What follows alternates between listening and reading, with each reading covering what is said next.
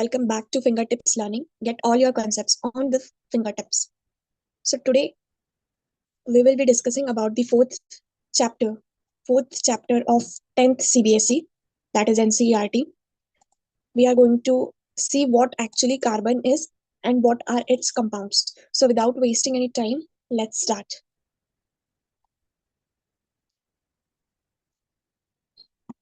So before proceeding, I should tell you what is carbon. Okay, तो carbon क्या होता है?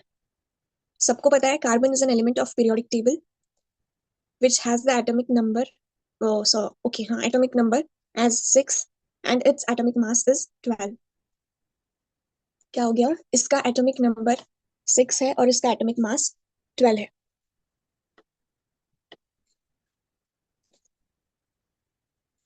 कार्बन तो पता है, लेकिन कार्बन के कंपाउंड्स क्या है? What are its compounds? So carbon basically is an element of the periodic table. पर कार्बन अगर किसी और एलिमेंट के साथ, लेट्स से फॉर हाइड्रोजन, अगर कार्बन हाइड्रोजन के साथ बॉन्डिंग कर रहा है, इसका मतलब इसको हम लोग बोलेंगे carbon and hydrogen as an compound. तो कार्बन एंड हाइड्रोजन एक कंपाउंड हो गया. कार्बन बेसिकली एक एलिमेंट है और कार्बन किसी और एलिमेंट के साथ अगर बॉन्डिंग करेगा तो उसे हम लोग कंपाउंड करें बोलेंगे. ठीक है. उसके बाद this is the whole PDF of the chapter.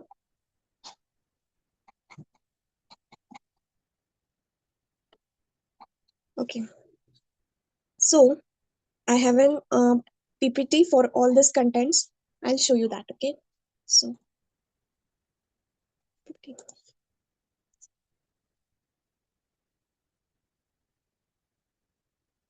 okay, so as you can see, this is the PowerPoint presentation of carbon and its compounds.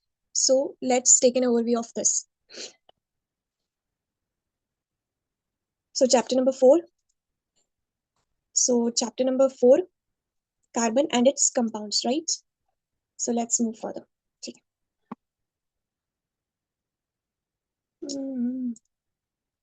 Carbon and its compounds, right? चलो आगे बढ़ते हैं.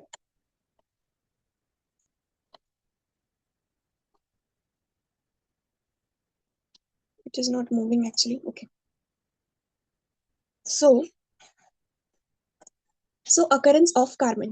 What is the occurrence of carbon? मतलब carbon आप लोगों को कहाँ पे मिलता है? तो carbon is found in the atmosphere inside the earth's crust and in all living organisms. मतलब जहाँ पर भी आप लोगों के सॉइल होती है, जहाँ पे ऑर्गेनिक एटमॉस्फेयर होता है, अर्थ क्रस्ट होता है, तो यहाँ पे आप लोगों को कार्बन मिलेगा. ठीक है. तो carbon is present in fuels like wood, coal, charcoal, coke, petroleum, natural gas, biogas, marsh gas, etc. So all these compounds from here to here is made up of carbon. Means it consists of carbon. Carbon is present in all compounds like carbonates, hydrogen carbonates. So what do you mean by carbonates? Carbonates क्या होता है? तो carbonates होता है आप लोग का HCO3. These are the carbonates. Sorry, these are the hydrogen carbonates. So ये hydrogen carbonates होते हैं. Sorry for this. तो ये होता है हाइड्रोजन कार्बोनेट. बट कार्बोनेट क्या होता है? तो कार्बोनेट होता है CaCO3. So these are carbonates. हम लोग बोलते हैं calcium carbonates. Actually these are calcium carbonates, but when we remove this calcium from this, it is called as carbonates. और hydrogen carbonates basically consisting of hydrogen over here. Okay, मतलब hydrogen carbonate में hydrogen present होता है. और carbonates में आप कोई सा भी एलिमेंट लगा सकते हो. जैसे कि मैंने आपको बताया, यहाँ पे अगर हम Ca लगा देंगे तो it will be CaCO3 calcium carbonate. Okay, so carbon is found in the free state as diamond, graphite, fluorines, etc. so diamond तो आप लोग को पता होता है कि डायमंड के अंदर जो होता है वो बहुत क्रिस्टलाइन स्ट्रक्चर फॉर्म करता है. कार्बन का sp3 बॉन्ड होता है वहाँ पे. मतलब वो टाइटली अटैच्ड होते हैं. मतलब कार्बन के मॉलिक्यूल्स टाइटली अटैच्ड होते हैं. so it is known as calcium carbon. So it is known as diamond, the crystalline form of diamond. Okay. The free state of diamond, graphite, fluorines. So these are the pictures for this. Okay. Yes.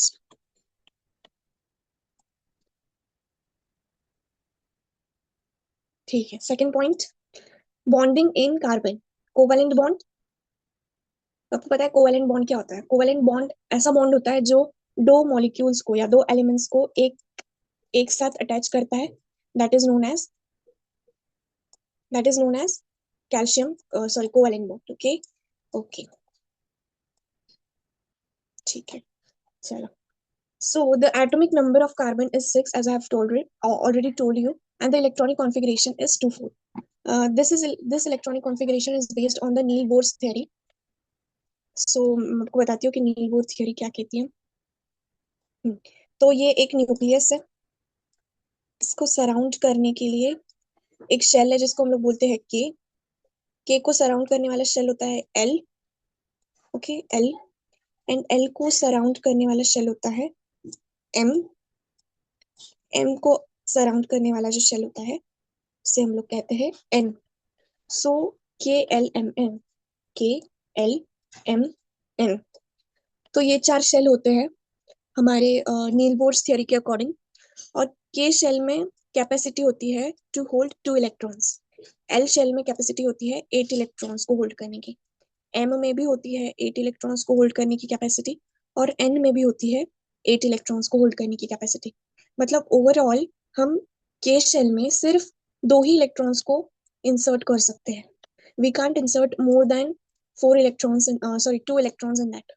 तो यहाँ पे हम लोग सिर्फ 2 ही electron को insert करेंगे L shell में. एम शेल में हम लोग 8 इलेक्ट्रॉन इंसर्ट कर सकते हैं. 1 2 3 4 5 6 7 and 8. So like this we can insert 8 electrons in L and M and show L L M N. तो इन सब में हम लोग 8 इलेक्ट्रॉन होल्ड कर सकते हैं. सो इसका इलेक्ट्रॉनिक कॉन्फ़िगरेशन हो जाएगा 2,4. मतलब क्या होगा कि पहले इन्होंने कितने इलेक्ट्रॉन्स पहले सेल में कितने इलेक्ट्रॉन्स को होल्ड किया इन्होंने? 2 इलेक्ट्रॉन्स को. तो पहले शेल में सिर्फ 2 इलेक्ट्रॉन्स होल्ड करेगा.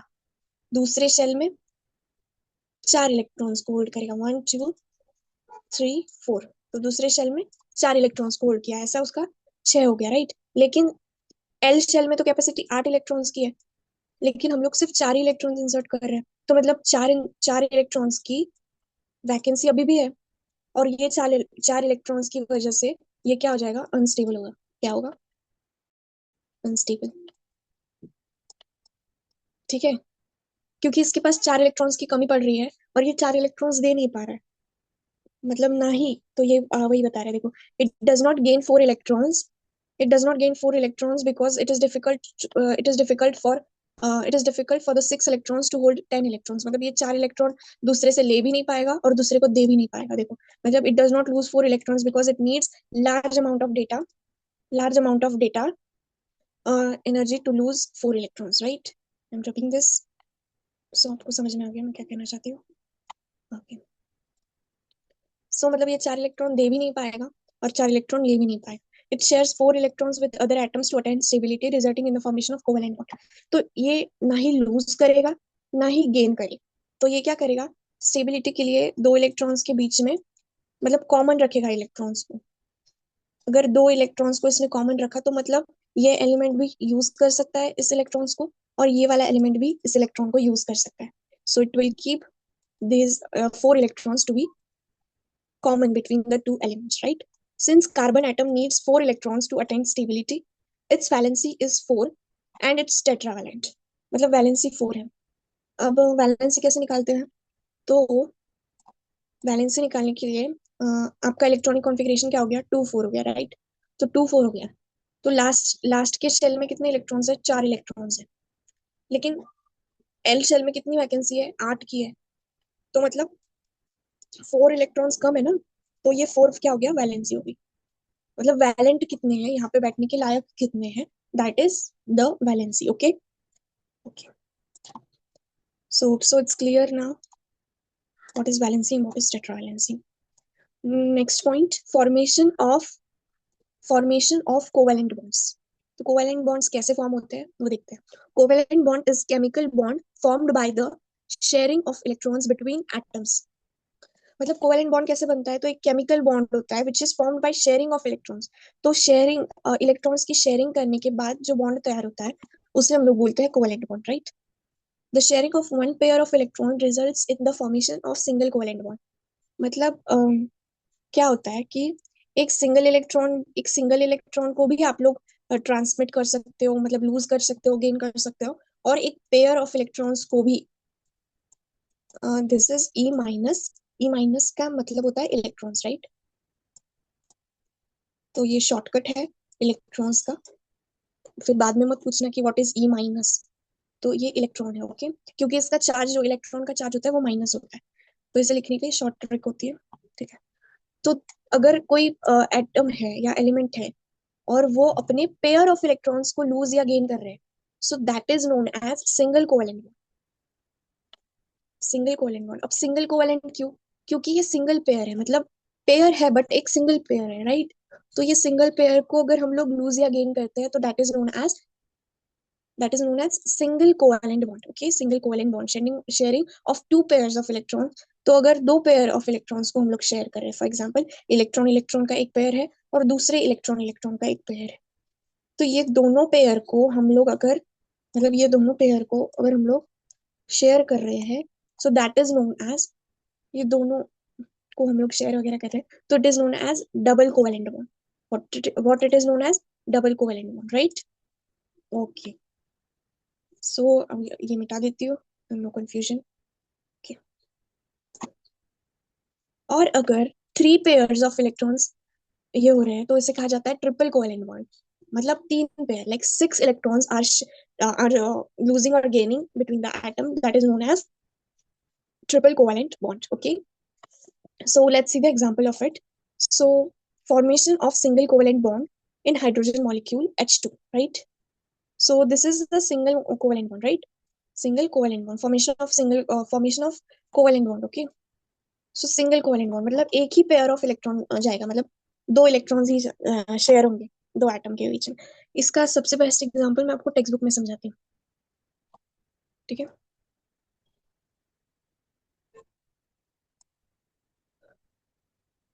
ओके, हम्म, तो देखो यहाँ पे कहाँ पे कहाँ हूँ। हाँ, तो यहाँ पे देखो, यहाँ पे क्या हो रहा है हाइड्रोजन मॉलिक्यूल के बीच में। तो यहाँ पे सिर्फ मतलब दो पेयर ऑफ इलेक्ट्रॉन्स हो रहे हैं, ये वन और टू, मतलब एक पेयर ऑफ इलेक्ट्रॉन्स जा रहा है, एक पेयर ऑफ इलेक्ट्रॉन्स जा रहा है, right?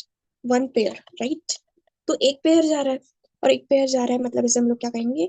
Single covalent bond, SCB। Okay, दो हाइड्रोजन मॉलिक्यूल्स के बीच में इक्वल शेयरिंग हो रही है, मतलब ये ये वाले जो दो इलेक्ट्रॉन्स है, ये वाले हाइड्रोजन के भी है और ये वाले हाइड्रोजन के भी है, इन दोनों के कॉमन है वो। ठीक है, सो ऐसे कह सकते हो, मतलब इन दोनों के बच्चे हैं, ऐसा कह सकते हो आप लोग। ठीक है, मतलब ये बच्चे इसके भी है और इसके भी है, that is known as sharing. ठीक है, मतलब सिंगल कोवेलेंट शेयरिंग। ठीक है, ओके। अगर हम लोग इसकी बात करें, चलो आगे देखते हैं। तो ये हाइड्रोजन का हो गया। उसके बाद formation of double covalent bond, ये देखो यहाँ पे है ना double covalent bond oxygen molecule. तो ये क्या हो रहा है देखो, यहाँ पे ऑक्सीजन का भी मैं आप लोग को समझाती हूँ। हम्म, तो ऑक्सीजन में क्या हो रहा है कि दो पेयर ऑफ इलेक्ट्रॉन्स जा रहे हैं, मतलब चार इलेक्ट्रॉन्स शेयर हो रहे हैं। दो पेयर्स मतलब समझ लेना कि चार इलेक्ट्रॉन्स, दो पेयर्स मतलब चार इलेक्ट्रॉन्स। ठीक है। तो अब ये दोनों ऑक्सीजन मॉलिक्यूल एक दूसरे के साथ शेयर कर रहे हैं, मतलब ये चार बच्चे जो है, ये वाले ऑक्सीजन के भी है और ये वाले ऑक्सीजन के भी है, और इसको रिप्रेजेंट किया जाता है with a double bond, like O double bond O। ठीक है, और ऊपर वाले को रिप्रेजेंट किया जाता है like this H single bond H। ठीक है, क्योंकि ये सिंगल सिंगल पेयर शेयर कर रहे हैं, मतलब ये वाला इलेक्ट्रॉन रिप्रेजेंट करता है। ठीक है, डैश की नोक पे, लाइक यहाँ पे एक इलेक्ट्रॉन और यहाँ पे एक इलेक्ट्रॉन, ऐसे ये इलेक्ट्रॉन शो करते हैं। तो यहाँ पे दो ही इलेक्ट्रॉन की म्यूचुअल शेयरिंग हो रही है, तो इसलिए इसको सिंगल डैश से रिप्रेजेंट किया जाता है। और ऑक्सीजन में डबल बॉन्ड से हम लोगों ने रिप्रेजेंट किया है, क्योंकि ये दोनों चार इलेक्ट्रॉन्स को शेयर कर रहे हैं। ठीक है, और हम लोग नाइट्रोजन की भी बात करते हैं। नाइट्रोजन में क्या हो रहा है, नाइट्रोजन का एटॉमिक नंबर कितना होता है? तो इसका एटॉमिक नंबर होता है 7। ठीक है, और 7 होता है मतलब क्या हो गया, 2 और 7, 2 और 7 हो गया, राइट?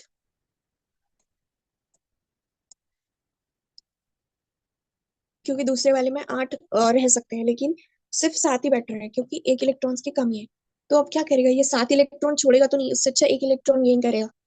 तो इसीलिए ये लोग, मतलब ये इससे 1 इलेक्ट्रॉन गेन कर रहा है, ठीक है। और इसका कैसे, सॉरी 2 और 5, आई एम सो सॉरी, 2 और 5 होगा ये, तो 7 होगा, राइट। 2 और 5, तो अब ये 5 इलेक्ट्रॉन छोड़ेगा नहीं, उससे अच्छा तो ये 3 इलेक्ट्रॉन गेन ही कर लेगा। तो 3 इलेक्ट्रॉन की कमी हो रही है ना, मतलब 3 क्या हो गया, इसका वैलेंसी हो गया। तो 3 वैलेंसी हो गया, मतलब ये 3 पेयर के साथ म्यूचुअल शेयरिंग करेगा। तो इसको रिप्रेजेंट किया जाता है एन ट्रिपल बॉन्ड एन, ठीक है। और ऑक्सीजन का जो है ना वो है तो इसका 6 है, ठीक है। तो इसलिए इसको ऐसे रिप्रेजेंट किया जाता है, समझा सबको। और ये आपस में 2 इलेक्ट्रॉन्स की ये कर रहे हैं ना, इसके वजह से वो यहाँ पे ऐसा हो रहा है।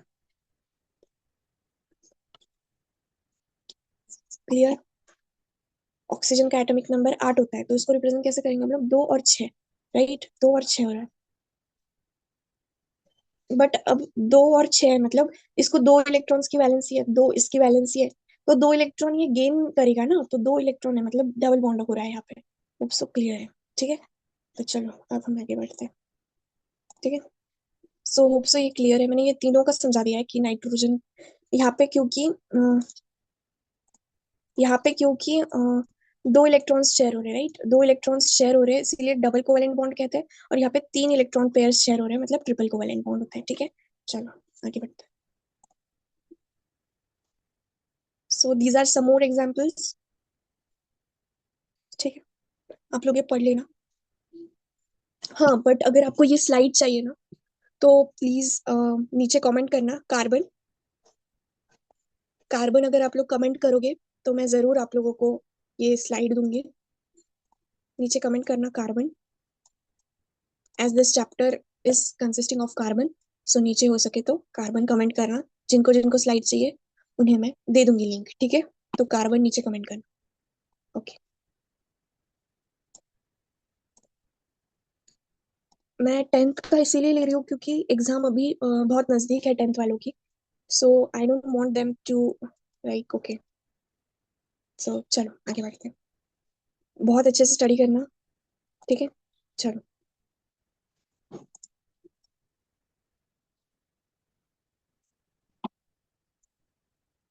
Electron dot structure. तो अब डॉट स्ट्रक्चर मतलब मैंने आपको बता ही दिया कि ये, हाँ। तो इसके लिए मीथेन मॉलिक्यूल, इथेन मॉलिक्यूल, इन सब के एग्जांपल दिए हैं। तो इसके लिए मैं आपको चार्ट दिखाती हूँ,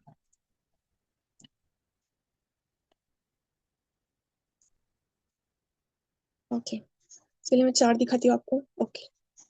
यहाँ पे देखो, वो चार्ट, तो ये वो चार्ट है। मीथेन, मीथेन मतलब क्या होता है, कार्बन का 1 मॉलिक्यूल और हाइड्रोजन के 4 मॉलिक्यूल, तो ये होता है मीथेन। इसको रिप्रेजेंट करने का ये स्ट्रक्चर है, मतलब स्ट्रक्चर रिप्रेजेंटेशन फॉर दिस। और इसका फॉर्मूला होता है C1H4, ठीक है, C1H4। उसके बाद इथेन, इथेन की अगर हम बात करें तो इथेन वुड बी C2H6, मतलब कार्बन के हो जाएंगे 2 और हाइड्रोजन के 6, ठीक है। प्रोपेन, तो प्रोपेन का कार्बन 3 होगा, कार्बन 3 होगा और हाइड्रोजन, कार्बन 3 होगा, हाइड्रोजन 8 होगा, ठीक है। ठीक है। ब्यूटेन, C4H10, C4H10, ठीक है। Pentane, C5H12, hexane, C6H12। तो ये दोनों तो आपको नेम से ही पता चल रहा है, पेंट मतलब 5, हेक्स मतलब 6, ठीक है। आपको ये स्टार्टिंग के 4 याद रखने हैं, methane, ethane, propane, butane, pentane, hexane. तो अभी तो 10th में आप लोगों को सिर्फ 6 है, but as you move forward, like 11th 12th, अगर आप साइंस स्ट्रीम लोगे तो you will be having up till I think 9 10 होता है, मुझे ठीक से पता नहीं है, 9 10 होता है। तो वहां तक के आपको रिएक्शंस होते हैं। यहाँ पे तो सिर्फ आपको नेम याद करने की, मीथेन होता है, इथेन होता है, प्रोपेन होता है, ब्यूटेन होता है, पेंटेन होता है, हेक्सेन होता है, और इसका बेसिक स्ट्रक्चर पता होना चाहिए। बट वहां पे आप लोग को इन सब से रिलेटेड रिएक्शंस भी होते हैं, ठीक है। तो इन सब वैसे अगर किसी को फॉर्मूला याद नहीं है तो मेरे पास एक बेसिक फॉर्मूला है जिसके थ्रू सिर्फ आपको बेसिक फॉर्मूला पता होना चाहिए, और मतलब ये नाम पता होना चाहिए, मीथेन, इथेन, ये नेम्स आपको पता होने चाहिए। लेकिन आपको अगर सपोज पूछा जाए बीच में से कि प्रोपेन का फॉर्मूला लिखो, तो आपको पता होना चाहिए, राइट। तो प्रोपेन थर्ड एलिमेंट है, थर्ड एलिमेंट है, मतलब कार्बन कितना होगा, 3 होगा।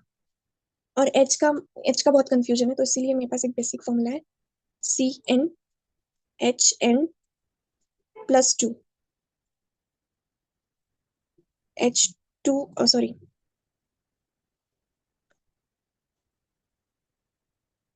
हाँ,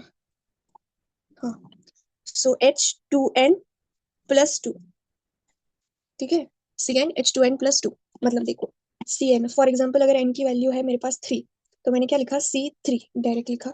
सॉरी, मैं रब करती हूँ इसको नो कंफ्यूजन। तो मैंने लिखा C3, राइट। उसके बाद H, 2n है, मतलब n की जगह पे मैंने 3 पुट किया, तो 2 3 6, 6 + 2 8, सही हो जाएगा, C3H8। ओके, समझो सबको। तो ये बेसिक फॉर्मूला है, इससे आप किसी भी एलिमेंट का निकाल सकते हो। अगर आप लोग को बोला जाए 9 का निकालो, तो मैं क्या लिखूंगी, 9 के लिए, वैसे तो आपको नहीं है 9 का, लेकिन फिर भी C9H, 2 9 = 18, 18 + 2 20, तो H20, ठीक है। इसे कहा जाता है नोन एगॉन, ठीक है। तो चलो आगे बढ़ते हैं।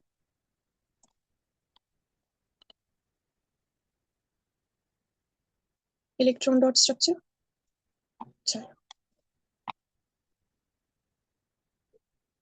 हम्म, तो ये इसी तरह से इसका स्ट्रक्चरल रिप्रेजेंटेशन है, दैट यू शुड नो, ठीक है।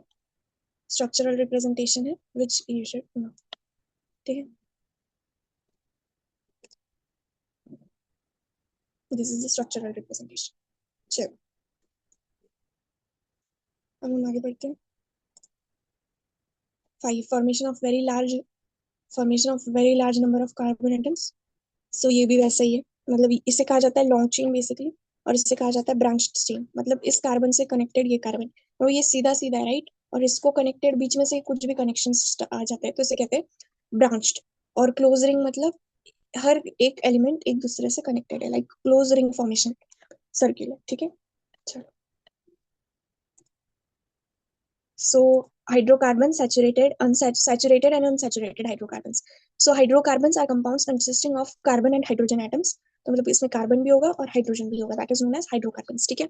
तो सैचुरेटेड हाइड्रोकार्बन्स क्या होता है, तो hydrocarbons having single covalent bond between carbon atoms. तो अल्केन्स, अल्केन्स क्या होता है, तो अल्केन्स वो होता है जिसका नेम A N E से एंड होता है, A N, देखो, मीथेन, इथेन, तो ये क्या हो गया, अनसैचुरेटेड हाइड्रोकार्बन, ठीक है। Sorry, saturated hydrocarbon. Unsaturated hydrocarbon में कौन आएगा, अल्कीन और अल्काइन, अल्कीन और अल्काइन, ठीक है। अल्कीन आएगा और अल्काइन आएगा, ठीक है। तो ये अनसैचुरेटेड में आएगा, और ये वाला जो अल्केन है वो सैचुरेटेड में आएगा, ठीक है। ठीक है, चलो, जिसका नेम बेसिकली A N से एंड होता है, और दो एलिमेंट्स के बीच में, लाइक यहाँ पे सिंगल बॉन्ड होता है, सिंगल बॉन्ड, जैसे मैंने आपको ऊपर बताया, सिंगल बॉन्ड। ऑक्सीजन में क्या था, डबल बॉन्ड था। नाइट्रोजन में क्या क्या था, ट्रिपल बॉन्ड था। तो जहाँ पे ट्रिपल बॉन्ड होता है वो अल्काइन होता है, Y N E, और जहाँ पे डबल बॉन्ड होता है वो अल्कीन होता है, ठीक है। मतलब oxygen is an alkyne, okay. तो ये वहां पे क्या हो जाएगा, मतलब अगर अल्कीन की मैं बात करूं, तो अल्कीन में मीथेन क्या क्या हो जाएगा, मीथीन, मीथीन, ओके, इथीन, मीथीन और इथीन, ठीक है। देखो, unsaturated hydrocarbons are hydrocarbons having double or triple covalent bond is called as unsaturated hydrocarbon, and it consisting of alkenes and alkynes, as I have told। मतलब डबल बॉन्ड होता है तो उसे हम लोग अल्कीन कहते हैं, और ट्रिपल बॉन्ड देखो, इथीन और इथाइल, प्रोपीन, ठीक है, इथीन और प्रोपीन।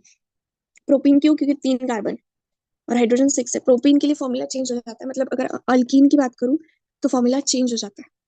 वहां पे जो मैंने आपको फॉर्मूले बनाए बताया, लाइक उस चार्ट में, तो वो अल्केन के लिए थे, ठीक है, वो अल्केन के लिए थे। मतलब CnH2n+2 वो क्या था, तो वो आप लोगों का अल्केन के लिए था। अल्काइन देखो, इथाइन और प्रोपाइन, ठीक है। चलो आगे बढ़ते हैं। आइसोमेरिज्म, आइसोमेरिज्म का मतलब क्या होता है कि ऐसा मॉलिक्यूलर फॉर्मूला जिसका स्ट्रक्चर डिफरेंट होता है लेकिन मॉलिक्यूलर फॉर्मूला जो होता है वो सेम होता है। ऐसे कंपाउंड्स जिसका मॉलिक्यूलर फॉर्मूला सेम होता है बट स्ट्रक्चरल डिफरेंट होता है, ठीक है। स्ट्रक्चर डिफरेंट होता है। जैसे मैं आप लोग को बताती हूँ, देखो, हाँ, the carbon atoms having same molecular formula but different structural formula is called as isomers and the property is known as isomerism। मतलब ब्यूटेन के लिए तो फिक्स है ना, कार्बन 10, कार्बन 4 है और H10 है, हैज टू आइसोमर्स। उसके दो टाइप है, मतलब ब्यूटेन के दो टाइप है। Isomers is basically the types. Okay, normal butane, ये ब्यूटेन का स्ट्रक्चर है जो आपको चार्ट में दिया है। और आइसोब्यूटेन, आइसोब्यूटेन मतलब क्या होता है? आइसोब्यूटेन मतलब देखो अभी इसमें क्या है, इसमें कार्बन 4 है, लाइक हम लोग काउंट करते हैं कार्बन, राइट? 1 2 3 4, कार्बन तो 4 है। अब एच चेक करते हैं, 1 2 3 4 5 6 7 8 9 10। आप लोगों ने नोटिस किया होगा कि अगर आपने कोई कफ सिरप लिया है तो यू विल फील स्लीपी, आपको सोने का मन करता है, उठने का मन नहीं करता, यू विल फील डिप्रेस्ड, मतलब नॉट डिप्रेस्ड बट आप लोगों को सोने का मन करता है, in short. That is because of it contains ethanol. ठीक है, चलो, some bit of, not very much. Okay, ethanoic acid, ये एसिड होता है। जो भी बेसिक आप लोगों के एसिड्स बनते हैं वो इससे बनते हैं। ठीक है, इथेनॉइक एसिड, इथेनॉइक एसिड मतलब कोई भी हो सकता है, इथेनॉइक एसिड, मिथेनॉइक एसिड, एसिड्स बहुत टाइप के होते हैं।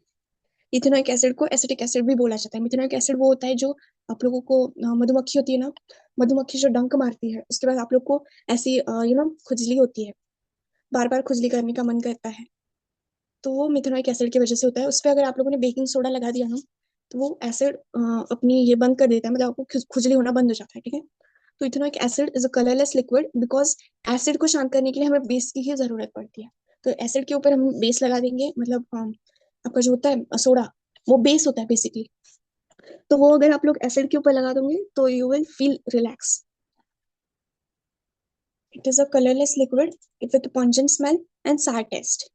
ठीक है, तो solution of 5 to 8% ethanoic acid in water is called as vinegar.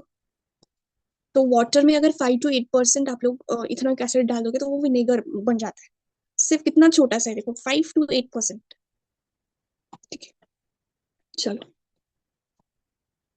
तो यहाँ पे एस्टर बनता है और एस्टर का एस्टर की जो स्मेल होती है ना, वो फ्रूट लाइक स्मेल होती है, मीन्स काफी डिसेंट होती है, बहुत अच्छी स्मेल होती है एस्टर की। मतलब इथिल इथेनोइट की जो स्मेल होती है, लाइक ये जो फॉर्म होता है इथिल इथेनोइट, तो इसकी जो स्मेल होती है वो बहुत अच्छी होती है, बहुत अच्छी होती है। ठीक है, तो this reaction is basically known as esterification.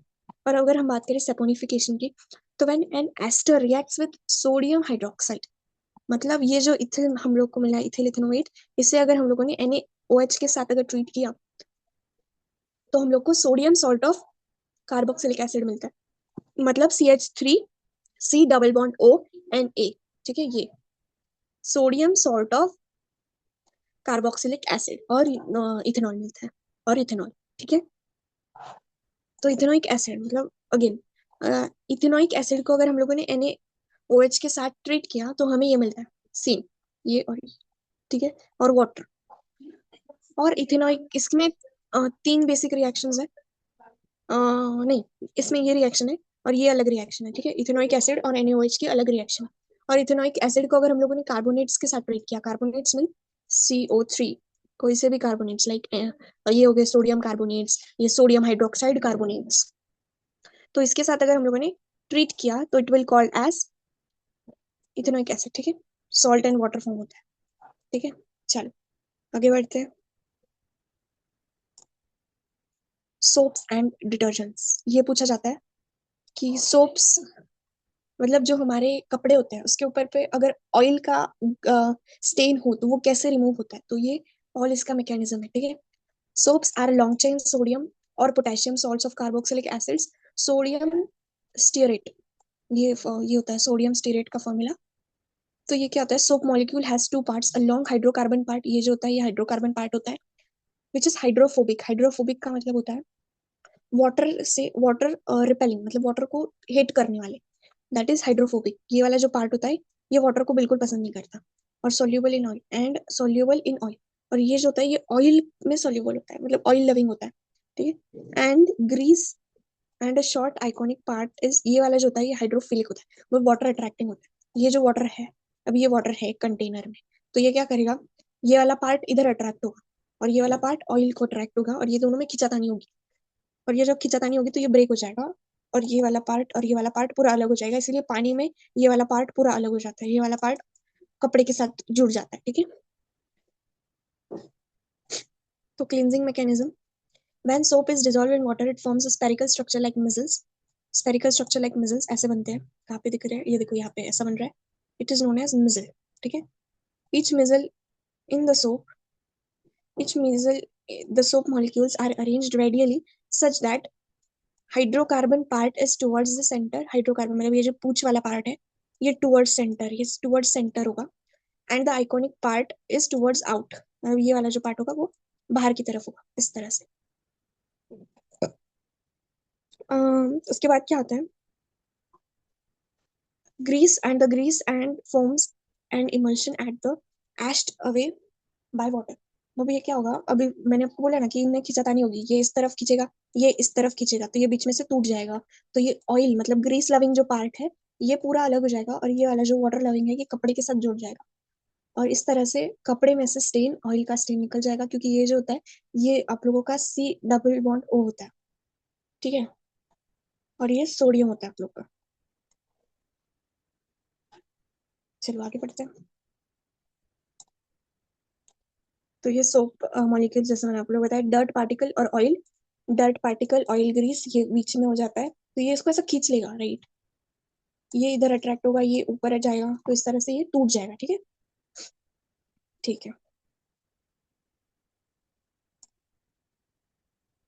So okay, detergents, detergents are long chain sodium salts of sulfonic acid, soaps do not wash well with hard water। Soap में क्या होता है बेसिकली, सोप में आप लोगों की पोटेशियम होता है, राइट, सोप में होता है पोटेशियम, और सोप मतलब सोप जो होती है वो सॉफ्ट स्किन के लिए बनी होती है, और जो हार्ड वाटर होता है उसमें के जो उसमें जो होता है वो होता है पोटेशियम, सॉरी सोडियम, तो वो निकाल नहीं पाता है उस डर्ट को, तो वो क्या करेगा कि कैल्शियम और मैग्नीशियम सॉल्ट्स होते हैं ना हार्ड वाटर में, तो डिटर्जेंट्स क्या करता है उस प्रेसिपिटेट को नलीफाई करने के लिए, अगर हम लोग डिटर्जेंट ऐड कर देंगे, डिटर्जेंट में क्योंकि क्या होता है सोडियम होता है, तो डिटर्जेंट अगर हम लोग हार्ड वाटर में ऐड कर देंगे तो वो मैग्नीशियम और कैल्शियम के जो सॉल्ट्स होते हैं उसको नलीफाई कर देगा, और वो वाटर को सॉफ्ट बना देगा basically.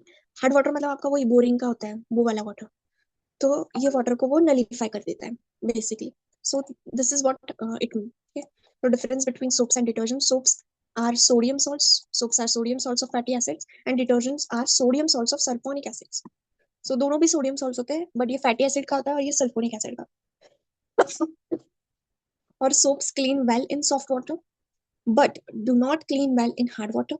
Detergents clean well in both hard water and soft water। Detergent दोनों वाटर में काम करता है, ये सिर्फ सॉफ्ट वाटर में काम करता है, तो soaps do not clean as well as detergent, so detergents can better than soap, ठीक है। तो सोप्स क्या है, तो सोप पानी को नहीं उतार सकता, राइट, सोप सॉरी सोप जो है वो स्टेन को रिमूव नहीं कर सकता, डिटर्जेंट कर देता है, and soaps are biodegradable and do not cause pollution, मतलब ये बायोडिग्रेडेबल होता है, नेचर को कुछ भी हार्म नहीं पहुंचाता है, और some detergents are non biodegradable and cause pollution, तो कुछ डिटर्जेंट्स जो होते हैं वो नॉन बायोडिग्रेडेबल होते हैं जो पोल्यूशन को कॉज कर सकते हैं, ठीक है। So I think this is the end of the chapter, okay, तो this is the end of the chapter, so thank you very much for listening me so patiently। If you liked the video, please do like, share, and subscribe to my channel. And please tell me in the comment section that what next video you will require, as 10th and 12th exams are coming. So I'm more focusing on 10th and 12th standard. If you need any content from my side, please do ask it in comment section. I'll definitely try to provide it. Okay.